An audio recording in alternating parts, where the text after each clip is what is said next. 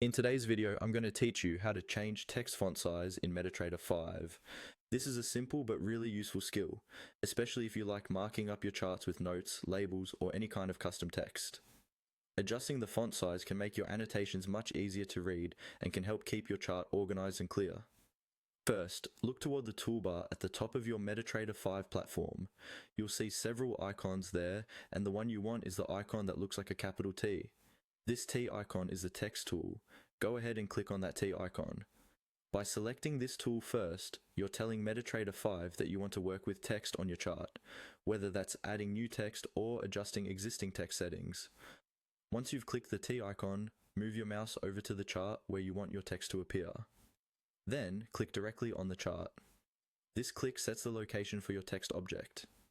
If you're adding new text, this is where the text box will be created.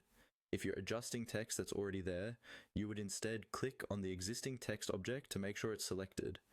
After you've clicked on the chart and your text object is active, you'll need to open its settings so you can change how it looks. To do this, access the parameters for that text item. Usually this means right-clicking on the text object itself and choosing the option that opens its properties or parameters window. This parameters window is where MetaTrader 5 lets you control the appearance and behavior of the text. Inside the parameters or properties window, look for the font options.